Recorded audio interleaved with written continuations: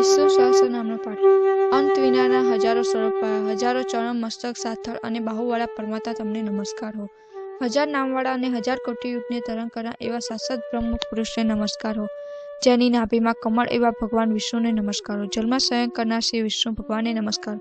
હે કેશવ, હે વાસુદેવ, આપને નમસ્કારો. જે વાસુદેવની વાસનાથી ત્રણેય લોક વાસનાવાળા છે અને જે સર્વે પ્રાણી પદાર્થ ના નિવાસ સ્થાન છે એવા વાસુદેવને નમસ્કારો. બ્રહ્મ સ્વરૂપ અને સૌ બ્રહ્મનું હિત કરનાર એવા દેવને નમસ્કારો. જગતનું હિત કરનાર શ્રી કૃષ્ણને નમસ્કારો. ગોવિંદ સ્વરૂપને નમસ્કારો. જેમ આકાશમાંથી પૃથ્વી પર પડેલું પાણી સમુદ્રમાં જાય છે તેમ બધા દેવોને કરેલા નમસ્કાર ભગવાન કેશવ પ્રતિ જાય છે. જેમાં શ્રી હરિનું ભજન પૂજન થાય છે એવા આ માર્ગ નિષ્કુંઠ છે અને શ્રી હરિના ભજન પૂજન વિનાના માર્ગને કુમાર્ગ જાણવો. બધા વેદો જેમાંથી જે પુણ્ય થાય છે અને સર્વ તીર્થયાત્રાથી જે ફળ મળે છે તે સમગ્ર કુળ દુષ્ટોનો નાશ કરનાર શ્રી વિષ્ણુ ભગવાનની સ્તુતિ શ્રદ્ધાપૂર્વક કરવાથી મળે છે.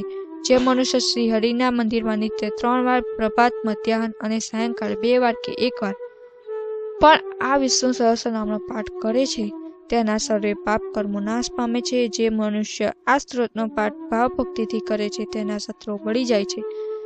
તેના ઉપર સર્વગ્રહો શાંત રહે છે અને તેના સર્વ પાપ વિનાશ પામે છે. જેણે શ્રદ્ધા ભક્તિપૂર્વક આ સ્ત્રોતનું ધ્યાન કર્યું કે શ્રવણ કર્યું કે પાઠ કર્યું તેણે સર્વદાન આપ્યા તથા અને દેવોની રૂડા પ્રકારે પૂજા કરી એમ સમજવું. જે મનુષ્ય દરેક બારસને દિવસે મારી સમીપ આ સહસ્રનામનો પાઠ કરે છે તેણે આ લોક કે પરલોકમાં કોઈ પણ ઠેકાણે ભય રહેતો નથી અને તેના કરોડો કલ્પના પાપ ધીમે ધીમે બળી જાય છે.